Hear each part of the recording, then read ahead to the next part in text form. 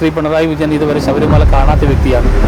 ബി.ജെ.പിയും ആർ.എസ്.എസും കേരളത്തിൽ വലിയ കലാപം അഴിച്ചു വിട്ടു. വർഷങ്ങളായിട്ട് കോൺഗ്രസിനെ എടുത്ത് പരിശോധിക്കും. കേരളത്തിൽ മാത്രമല്ല, ഇന്ത്യയിൽ തന്നെ കോൺഗ്രസ് ശിഥിലമായി കഴിഞ്ഞു. ഓൾ ഇന്ത്യ തലത്തിൽ കോൺഗ്രസിന് എന്തെങ്കിലും നാഥനുണ്ടോ? സുരേഷ് ഗോപിന്റെ വാക്കിൽ നിന്ന് നമുക്ക് മനസ്സിലാവുന്നത് അദ്ദേഹം പഠിക്കേണ്ടിയിരിക്കുന്നു. കാരണം ഇങ്ങനത്തെ ഒരു വിഷയം ഉണ്ടാക്കുക എന്ന ഗൂഢലക്ഷ്യത്തോടെ രാഷ്ട്രീയം കളിച്ചതാണ് ബി.ജെ.പി ആണ് ഇതിന് പുറകിൽ എന്നാണ് പറയുന്നത്. പിന്നെ ബി.ജെ.പി തന്നെയാണ്, ആർ.എസ്.എസ് തന്നെയാണ് അത്. ഇനി നമ്മൾ ഒരു അടുത്ത സെഗ്മെന്റിലേക്ക് പോകുന്നത് ചെറുതായിട്ട് രാഷ്ട്രീയം പറയാൻ വേണ്ടിയിട്ടാണ്. നമ്മൾ ഉദ്ദേശിക്കുന്നത് 360 ടോക്സ് എന്ന് ഉദ്ദേശിക്കുന്നത് പച്ചയായ രാഷ്ട്രീയം പറയുക, അതിനെപ്പറ്റി നമ്മുടെ വ്യക്തമായ ധാരണ എന്താണ് രാഷ്ട്രീയം, യുവാക്കളെല്ലാം രാഷ്ട്രീയത്തിൽ വരേണ്ടതിൻ്റെ കാരണം എന്താണ്. രാഷ്ട്രീയം എല്ലാവരുടെ ജീവിതത്തിലും രാഷ്ട്രീയമുണ്ട് അല്ലേ? എല്ലാവരുടെ ജീവിതത്തിലും രാഷ്ട്രീയമില്ലേ? തീർച്ചയായിട്ടും രാഷ്ട്രീയം, എല്ലാവർക്കും രാഷ്ട്രീയമുണ്ട്. കാരണം രാഷ്ട്രീയം എന്ന് പറയുന്നത് എന്താ പറയുക, ഒരു സാമൂഹിക സേവന പ്രവർത്തനത്തിനായിരിക്കണം രാഷ്ട്രീയം എന്നുള്ള ഒരു കാഴ്ചപ്പാട്ടുകാരനാണ് ഞാൻ. ഒരു ജനപ്രതിനിധിയായ എന്ന് പറയുന്നത് അയാളൊരു രാഷ്ട്രീയക്കാരനായിരിക്കുമല്ലോ. അപ്പോൾ രാഷ്ട്രീയക്കാരനായിട്ടുള്ള ഒരാൾ ജനപ്രതിനിധിയായി വന്നു കഴിഞ്ഞാൽ സാമൂഹിക പ്രവർത്തനം ചെയ്യണം. അതാണ് രാഷ്ട്രീയം എന്ന് പറയുന്നത്. പക്ഷേ പഴയ രാഷ്ട്രീയത്തിൽ നിന്നൊക്കെ ഒരുപാട് ഇന്നത്തെ രാഷ്ട്രീയം മാറി. കാരണം ജനാധിപത്യവും മതേതരത്തിലും അധിഷ്ഠിതമായിട്ടാണ് നമ്മുടെ ഇന്ത്യൻ രാഷ്ട്രീയം എന്ന് പറയുന്നത്. ആ ജനാധിപത്യത്തിൻ്റെയും മതേതരത്വത്തിൻ്റെയും രാഷ്ട്രീയം മാറി ഇന്ന് ജാതിയുടെ രാഷ്ട്രീയമായി മാറുന്നു, മതത്തിൻ്റെ രാഷ്ട്രീയമായി മാറുന്നു, അന്ധവിശ്വാസത്തിൻ്റെ രാഷ്ട്രീയമായി മാറുന്നു, അനാചാരത്തിൻ്റെ രാഷ്ട്രീയമായിട്ട് മാറുന്നു. ഇങ്ങനെ ഇത് കടന്നു വരുമ്പോൾ രാഷ്ട്രീയമായിട്ടുള്ള മൂല്യച്യുതിയാണ് സംഭവിക്കുന്നത്. ആ മൂല്യച്യുതി സംഭവിക്കുമ്പോൾ സ്വാഭാവികമായിട്ടും ഇന്നത്തെ യുവതലമുറയ്ക്ക് താല്പര്യം ഉണ്ടാവില്ല അതിനോട്. കാരണം മതത്തിൻ്റെ അടിസ്ഥാനത്തിൽ സ്പ്രെഡ് ചെയ്ത് പോവുകയാണല്ലോ, വിശ്വാസത്തിൻ്റെ അടിസ്ഥാനത്തിൽ സ്പ്രെഡ് ചെയ്ത് പോവുകയാണല്ലോ. അപ്പോൾ അതുകൊണ്ടാണ് എനിക്ക് തോന്നുന്നത് യുവതലമുറ ഇതിലേക്കൊന്നും വരാത്തത്. അതുകൊണ്ട് തന്നെ അവർ ഇന്നത്തെ തലമുറയിൽ ഒരു കുഞ്ഞ് ജനിക്കുമ്പോൾ തന്നെ മതത്തിൻ്റെ അടിസ്ഥാനത്തിലല്ലേ എല്ലാവരും വളർത്തിക്കൊണ്ടിരിക്കുന്നത്. അപ്പോൾ എങ്ങനെയാണ് അവർ ജനാധിപത്യപരമായിട്ടുള്ള മതേതരത്തരമായിട്ടുള്ള ഒരു ജനാധിപത്യ ഒരു രാഷ്ട്രീയത്തിലേക്ക് യുവതലമുറ കടന്നു വരിക? ഓക്കെ, ഇതിനോട് കണക്ട് ചെയ്തോടെ എനിക്ക് ചോദിക്കാനുള്ളത്, കഴിഞ്ഞ കുറച്ച് നാളുകൾക്ക് മുമ്പ് സുരേഷ് ഗോപി തൃശ്ശൂരിൽ നടത്തിയ ഒരു പ്രസ്താവനയാണ്. അതായത് SC/ST വിഭാഗം മന്ത്രിയാകേണ്ടത് ഉന്നത കുലജാതനായ വ്യക്തികളാണ് ആകേണ്ടത്. അതിന് കാരണവും പറഞ്ഞിട്ടുണ്ട് കേട്ടോ, എന്തുകൊണ്ടാണെന്നുള്ള കാരണം പറഞ്ഞിട്ടുണ്ട്. കാരണം പറഞ്ഞാൽ അവർക്ക് യാതൊരു മുൻവിധിയുമില്ലാതെ 100% അവർക്ക് പ്രവർത്തിക്കാൻ സാധിക്കുമെന്നാണ് പറയുന്നത്.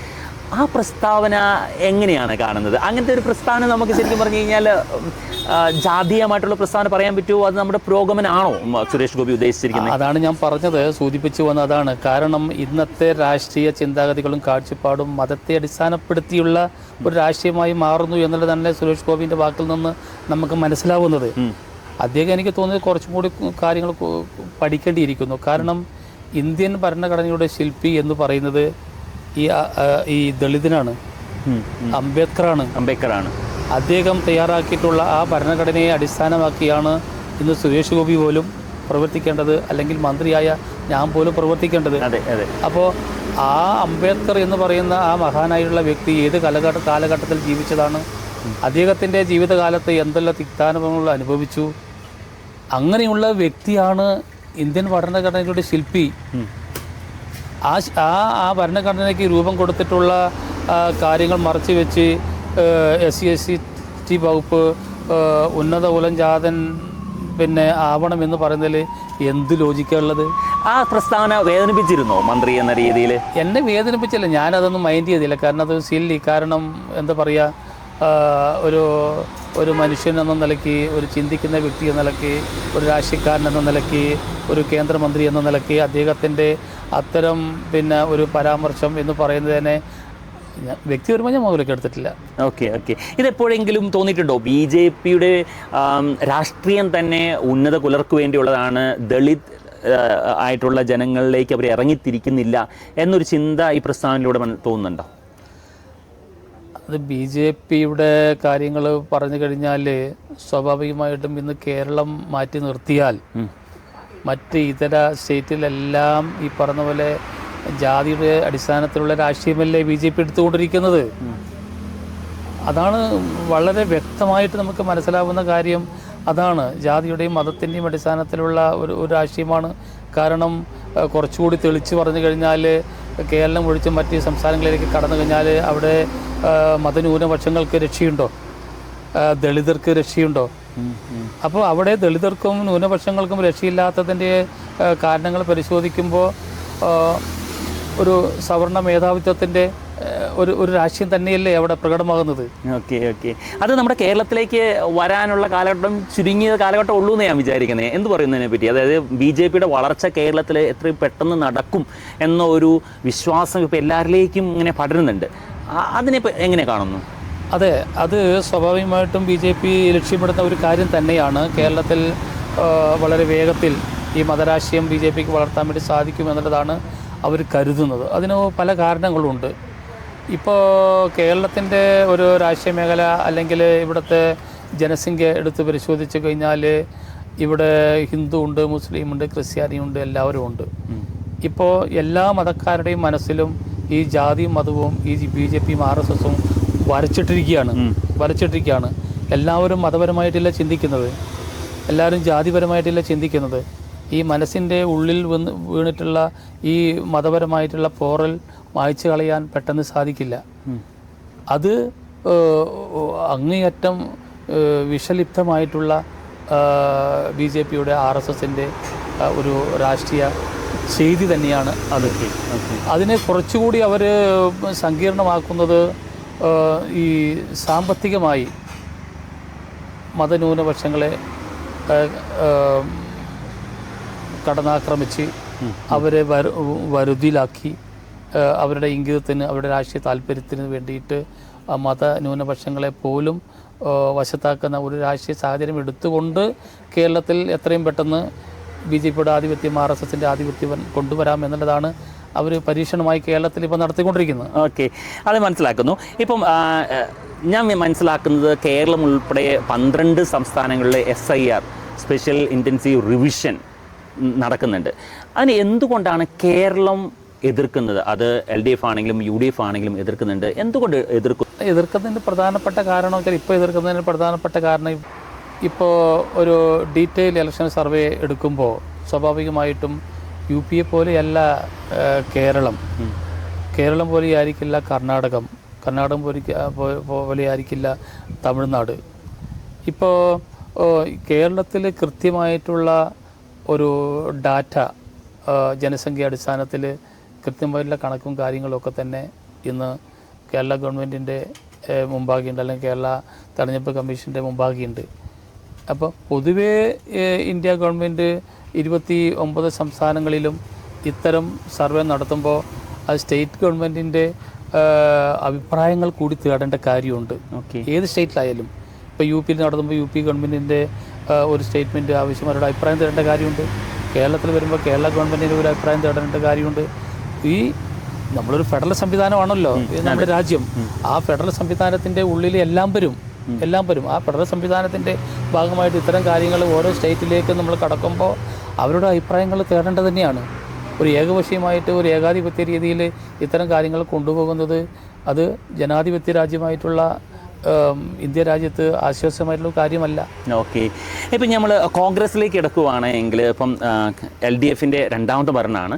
ഇനി മൂന്നാം ഭരണത്തിലേക്ക് വരാൻ വേണ്ടി ഈ കോൺഗ്രസ്സിലുള്ള നേതൃത്വത്തിന് പണ്ടത്തെ നേതൃത്വം പോലെ ശക്തമായൊരു നേതൃത്വം ഇല്ല എന്ന് പലരും പറയുന്നുണ്ട്. അതായത് KPCC പ്രസിഡന്റ് ആണെങ്കിലും പ്രതിപക്ഷ നേതാവാണെങ്കിലും പണ്ടുണ്ടായിരുന്ന നേതൃത്വമായിട്ട് കമ്പയർ ചെയ്യുമ്പോൾ അവർ ശക്തരല്ല എന്നൊരു ചിന്തയും അത് LDFൻ്റെ മൂന്നാമത്തെ ഒരു ഭരണ തുടർച്ച ഉണ്ടാകുമെന്ന് പറയുന്നുണ്ട്. അതിനെങ്ങനെ കാണുന്നു? അതെ, ഇപ്പോൾ കുറേ വർഷങ്ങളായിട്ട് ഇപ്പോൾ കോൺഗ്രസിനെ എടുത്ത് പരിശോധിക്കുമ്പോൾ കേരളത്തിൽ മാത്രമല്ല ഇന്ത്യയിൽ തന്നെ കോൺഗ്രസ് ശിഥിലമായി കഴിഞ്ഞു. ഓൾ ഇന്ത്യ തലത്തിൽ ഇപ്പോൾ കോൺഗ്രസിന് എന്തെങ്കിലും നാഥനുണ്ടോ?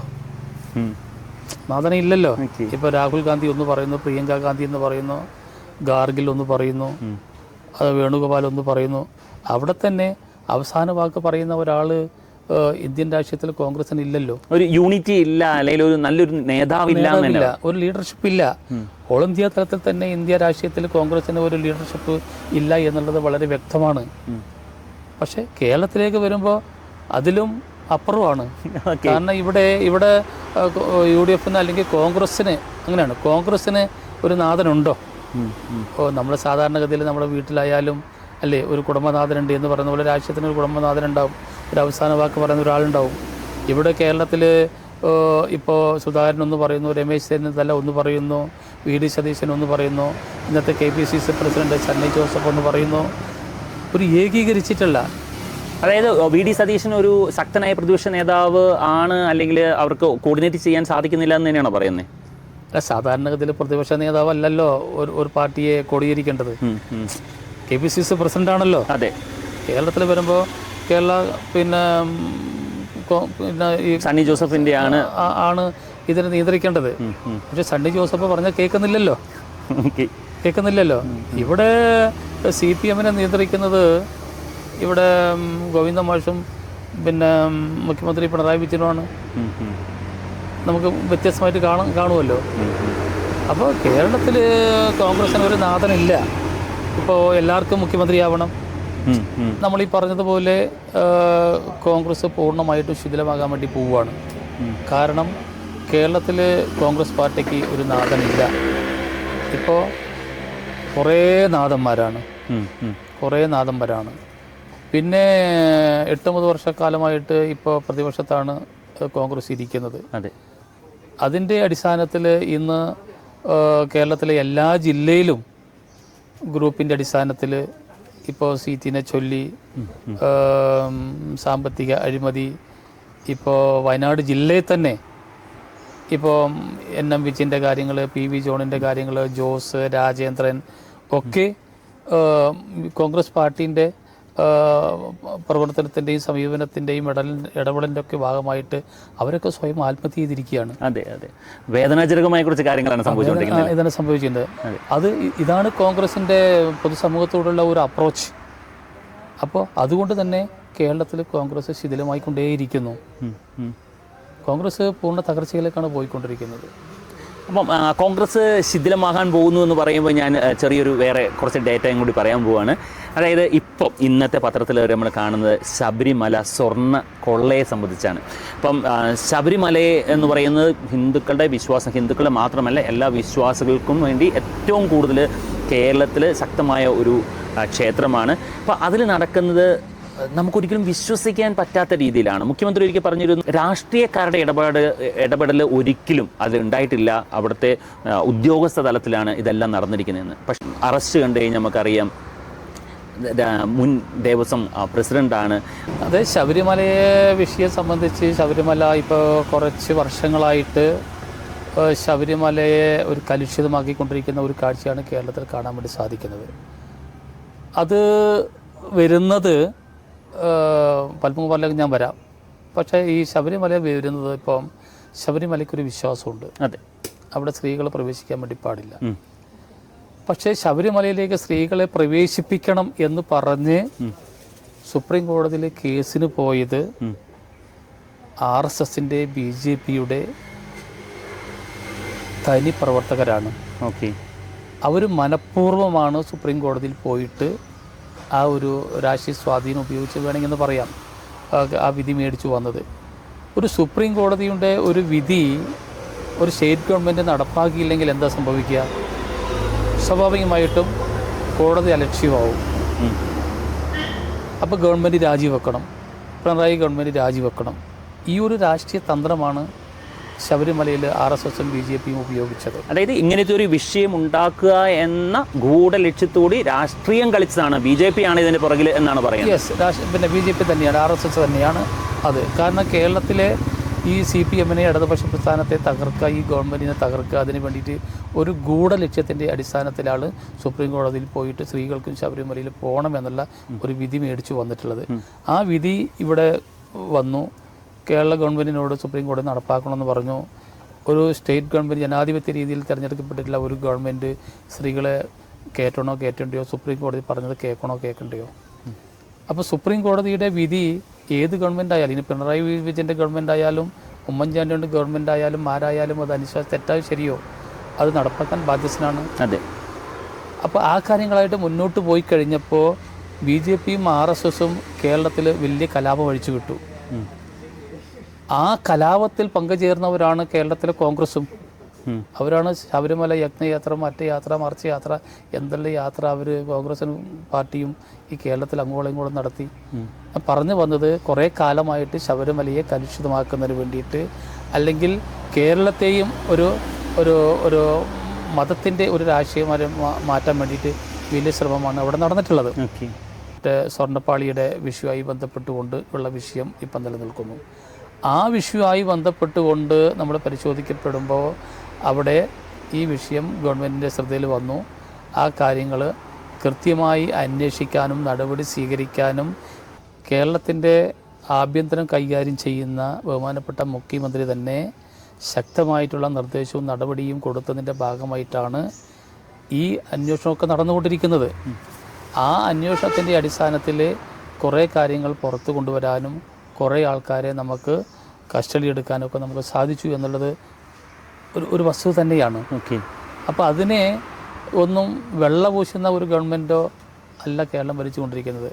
മുഖ്യമന്ത്രി പറഞ്ഞതുപോലെ 30 തിന്നവൻ എല്ലാവരും വെള്ളം കുടിക്കും, ആരെയും സംരക്ഷിക്കുന്ന നിലപാട് ഇതിലില്ല. പിന്നെ ശബരിമലയുടെ ഭരണസമിതിയെ സംബന്ധിച്ച് കാലാകാലങ്ങളായിട്ട് ഓരോ രാഷ്ട്രീയ പാർട്ടി അധികാരത്തിൽ വരുമ്പോൾ ആ രാഷ്ട്രീയ പാർട്ടിക്ക് സ്വാധീനമുള്ള ഒരു ഭരണസമിതിയാണ് അധികാരത്തിൽ വരുന്നത്. അപ്പോൾ അധികാരത്തിലിരിക്കുമ്പോൾ അതിൻ്റെ പ്രസിഡന്റുമാരായിട്ട് ഇപ്പോൾ പത്മകുമാർ വന്നു, അതിന് തൊട്ട് മുമ്പ് അതിന് ശേഷം മറ്റേ വാസു വന്നു. ആ സമയത്തൊക്കെയാണ് ഈ മിസ്യൂസൊക്കെ നടന്നത്. അതുകൊണ്ട് തന്നെ സ്വാഭാവികമായിട്ടും അവരും ഇതിനൊക്കെ മറുപടി പറയാൻ ബാധ്യസ്ഥ തന്നെയാണ്. അവർ ഡയറക്റ്റായിട്ട് ഇൻവോൾവ് അല്ല എന്നാണ് പാർട്ടിയുടെ ഒരു സൈഡ്. എങ്ങനെയാണ് പാർട്ടി ഇതിനെ എങ്ങനെ കാണുന്നത്? അവർ ഡയറക്റ്റായിട്ട് ഉണ്ടോ അല്ലെങ്കിൽ വന്ന സ്ഥിതിക്ക് അവർ ഇതിലൊന്നും ഇൻവോൾവ് ആകാൻ ഒരു സാധ്യതയില്ല എന്ന് തന്നെയാണ് പാർട്ടി കണ്ടിട്ടുള്ളത്. പക്ഷേ ഈ ഒരു വിഷയം സ്വാഭാവികമായിട്ട് വരുമ്പോൾ അന്നത്തെ ഭരണസമിതിയുടെ പ്രസിഡൻ്റായിട്ടുള്ള ഇവർ പൊതുസമൂഹത്തോടൊപ്പം മറുപടി പറയാൻ ബാധ്യസ്ഥ തന്നെയാണ്. അപ്പോൾ ആ കാര്യങ്ങൾ അന്വേഷണം പൂർത്തിയാകുമ്പോൾ മാത്രമാണ് ഇവരൊക്കെ എത്രത്തോളം ഇൻവോൾവ് ഇതിനായി എന്ന് നമുക്ക് പറയാൻ വേണ്ടി സാധിക്കുള്ളൂ. പക്ഷേ അന്വേഷണത്തിൻ്റെ ഭാഗമായിട്ട് ഇപ്പോൾ അവരൊക്കെ കസ്റ്റഡിയിൽ എടുത്തിരിക്കുന്നു. പക്ഷേ പാർട്ടി ഇപ്പോഴും കാണുന്നത് അവരൊന്നും അതിൽ ഇൻവോൾവ് ആയിരിക്കില്ല എന്ന് തന്നെയാണ് ഞാൻ വിശ്വസിക്കുന്നത്. ഓക്കെ, ഇതിൻ്റെ ഇടയ്ക്ക് ഹൈക്കോടതിയുടെ ഒരു രൂക്ഷമായ വിമർശനം ഇടതുപക്ഷത്തെ സംബന്ധിച്ചുണ്ടായിരുന്നു. അഴിമതിക്കാരെ സംരക്ഷിക്കുന്ന ഒരു ടീമായി മാറിയിരിക്കുന്നു ഇടതുപക്ഷം എന്ന് പറയുന്നു. അതെങ്ങനെയാണ് നമ്മൾ ബാധിക്കുന്നത്? അതിന് വ്യക്തിപരമായി ഞാനതിനെ എടുക്കുന്നില്ല. കാരണം ഇപ്പോൾ 10 വർഷം കേരളം ഇടതുപക്ഷം ഭരിച്ച് ഭരണം പൂർത്തീകരിക്കാൻ വേണ്ടി പോവുകയാണ്. ഈ 10 വർഷത്തിൻ്റെ ഇടയ്ക്ക് ഏതെങ്കിലും മന്ത്രിമാരുടെ സംബന്ധിച്ച് ഏതെങ്കിലും തരത്തിലുള്ള ഒരു അഴിമതി ഇതുവരെ നമുക്ക് പറയാൻ വേണ്ടി സാധിച്ചോ? ഒരു മന്ത്രിമാരും അഴിമതി നടത്തിയിട്ടില്ല ഇവിടെ. പിന്നെ ആകെ പറയുന്നത് മുഖ്യമന്ത്രി അഴിമതി നടത്തി. എന്താ, ബിരിയാണി ചെമ്പിൽ മറ്റേ സ്വർണം കൊണ്ടുപോയി. അപ്പോൾ ഈ ബിരിയാണി ചെമ്പിൽ ഞാൻ എപ്പോഴും പറയുന്ന കാര്യം, ബിരിയാണി ചെമ്പിൽ ഒരു സ്വർണം എടുത്തുകൊണ്ട് പോകണമെങ്കിൽ അത് വലിയൊരു പണിയാണ്. അപ്പോൾ അതുപോലെ തന്നെ ഈ ശബരിമല സ്വർണ്ണപ്പാളി മുഖ്യമന്ത്രി കൊണ്ടുപോയി. എൻ്റെ ഓർമ്മയിൽ ശ്രീ പിണറായി വിജയൻ ഇതുവരെ ശബരിമല കാണാത്ത വ്യക്തിയാണ്. അതൊക്കെ പൊതുസമൂഹം മനസ്സിലാക്കുന്നുണ്ട്. ഈ ഒരു ഇങ്ങനെ ഒരു പിന്നെ നട്ടാൽ മുളയ്ക്കാത്ത ഈ നുണ ഒഴിച്ചാൽ കേരളത്തിൽ ഈ ഇടതുപക്ഷം 10 വർഷം പൂർത്തീകരിക്കപ്പെടുമ്പോൾ ഏത് മന്ത്രിമാരാണ്, ഏത് MLA-മാരാണ് അഴിമതിയിൽ വന്നിട്ടുള്ളത്? ഒന്ന് കാണിച്ചു തരാൻ വേണ്ടി സാധിക്കുമോ? അപ്പോൾ ആ പറയുന്നതിൽ ഒരു ലോജിക്കില്ല. ശരിക്കും പറഞ്ഞാൽ കേരളത്തിൽ ഇപ്പോൾ അഴിമതി കുറയ്ക്കുകയാണ് ഈ 10 വർഷം കൊണ്ട് ചെയ്തിട്ടുള്ളത്.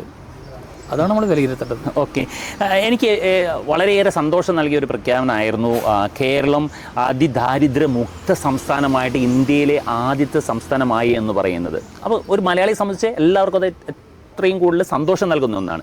പക്ഷേ ഇതിൻ്റെ വസ്തുത എന്ന് പറയുന്നത്, നമ്മളിപ്പം വയനാട്ടിൽ നിന്നാണ് സംസാരിക്കുന്നത്. വയനാട്ടിലെ ഗോത്രവർഗത്തിലെ സമൂഹത്തിലും അതുപോലെ തന്നെ വളരെ പാവപ്പെട്ട അതിദരിദ്രർ ഉള്ള ഈ ജില്ലയിൽ നിന്ന് നമ്മൾ നിൽക്കുമ്പോൾ ഇത് പ്രതിപക്ഷം പറയുന്നത് പോലെ എലക്ഷന് മുന്നോടിയായിട്ട് നടത്തുന്ന പ്രഖ്യാപനങ്ങൾ അല്ലെങ്കിൽ ഒരു സ്റ്റണ്ടായിട്ട് നമുക്ക് നോക്കി കാണേണ്ടി വരില്ലേ? അതിദാരിദ്ര്യം എന്ന് പറഞ്ഞു കഴിഞ്ഞാൽ ഇപ്പോൾ കഴിഞ്ഞ 2 ആഴ്ച മുമ്പ് ഒരു കണക്ക് വന്നിരുന്നു. അത് വേൾഡ് തലത്തിലൊരു കണക്കാണ്. ഓരോ രാജ്യത്ത് ഉള്ള ദാരിദ്ര്യയുടെ കണക്കെടുത്തപ്പോൾ ഇന്ത്യ രാജ്യത്ത് 24 കോടി ജനങ്ങളാണ് ദാരിദ്ര്യത്തിൽ കൂടി കടന്നു പോകുന്നത്. ഓക്കെ, അതിദരിദ്രരാണ്.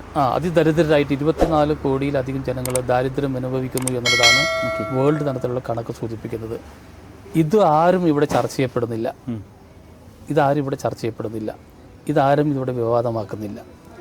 അതേ സമയത്ത് കേരളത്തിൽ അതിദരിദ്രരെ കണ്ടുപിടിക്കാനുള്ള നടപടി ഇന്നോ ഇന്നലെയോ തുടങ്ങിയതല്ല.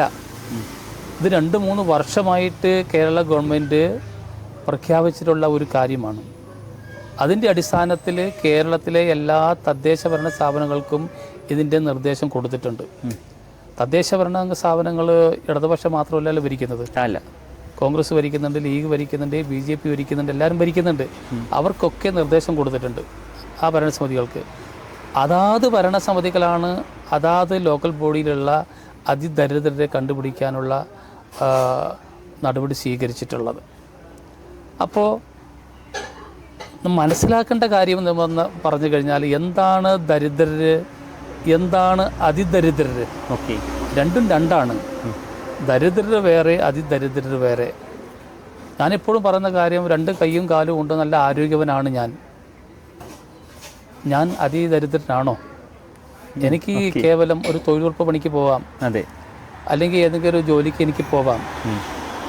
അതിദരിദ്രർ എന്നുകൊണ്ട് ഇവിടെ ഉദ്ദേശിക്കുന്നത് എന്ന് പറഞ്ഞു കഴിഞ്ഞാൽ ഇപ്പോൾ ബന്ധുമിത്രാദികളൊന്നുമില്ല, ഒരു രോഗശയ്യയിലാണ്, ജോലി എടുത്തിട്ട് ഒരു ദിവസം ഒരു 10 രൂപ ഉണ്ടാക്കാൻ വേണ്ടി സാധിക്കില്ല, മറ്റ് ഒരാളുടെ ആശ്രയമില്ല, അസുഖബാധിതനാണ്, ഒരു മരുന്ന് മേടിക്കാൻ സാധിക്കില്ല. ഇങ്ങനെ ആരാരുമില്ലാതെ സമൂഹത്തിൽ ഒറ്റപ്പെട്ട് കിടക്കുന്ന അത്രയും നിർദ്ധരായിട്ടുള്ള ആൾക്കാരെയാണ് ഗവൺമെൻറ് ഫോക്കസ് ചെയ്തിട്ടുള്ളത്. ഓക്കെ, അതിൽ ചിലപ്പോൾ തദ്ദേശഭരണ സ്ഥാപനങ്ങൾ സർവേ നടത്തിയപ്പോൾ ചിലപ്പോൾ 1-2 ആൾക്കാരൊക്കെ വിട്ടുപോകാനൊക്കെ സാധ്യത ഇല്ലയെന്നും ഞാൻ പറയുന്നില്ല, വിട്ടുപോയിട്ടുണ്ട്. അപ്പോൾ ദരിദ്രർ വേറെ, അതിദരിദ്രർ വേറെ. ഏതായാലും കേരളത്തിലെ ഗവൺമെൻറ് അങ്ങനെയുള്ള ആരാരുമില്ലാതെ ഒറ്റപ്പെട്ട് കിടക്കുന്ന, പരസഹായമില്ലാതെ പ്രയാസപ്പെടുന്ന അവരെ കണ്ടുപിടിക്കാനുള്ളൊരു ഇനിഷ്യേറ്റീവ് കേരളത്തിൽ ഗവൺമെൻറ് എടുത്തല്ലോ. അതെ അതെ, 100 പേരെങ്കിലും 100 പേരെ, 10,000 പേരെങ്കിലും 10,000 പേരെ കണ്ടെടുത്ത് 64,004 പേരെയാണ് അതിദരിദ്രർ എന്ന പട്ടികയിൽ ആദ്യം ഉൾപ്പെടുത്തി അതിൽ നിന്ന് മാറ്റം വരുത്തിയിരിക്കുന്നത്. അപ്പോൾ അത്രയും പേരെ എങ്കിലും ഈ കേരളത്തിലെ 29 സംസ്ഥാനങ്ങളിൽ ഈ കേരളം എന്ന് പറയുന്ന ഒരു കൊച്ചു സംസ്ഥാനം കണ്ടെത്തി അവർക്ക് ഒരു സുരക്ഷത ഉറപ്പാക്കുന്നതിന് വേണ്ടി സ്വീകരിച്ച നടപടിയെ നമ്മൾ അപ്രിഷ്യേറ്റ് ചെയ്യുന്നതിന് പകരം അതിനെ കളിയാക്കുന്ന രീതിയല്ലല്ലോ നമ്മൾ പറയേണ്ടത്. ആ കളിയാക്കുന്നവർ പറയേണ്ടത് ഇന്ത്യ തിളങ്ങുന്നു എന്ന് പറയുമ്പോൾ 24 കോടി ജനങ്ങൾ അതിദരിദ്രത്തിൽ കൂടി ഇന്ത്യയിൽ കടന്നു പോകുന്നു. അത് പരാമർശിക്കാതെ ഈ ചെയ്ത ഒരു ചെറിയൊരു കാര്യത്തെ കളിയാക്കുന്ന രീതി, അതാണ് രാഷ്ട്രീയം.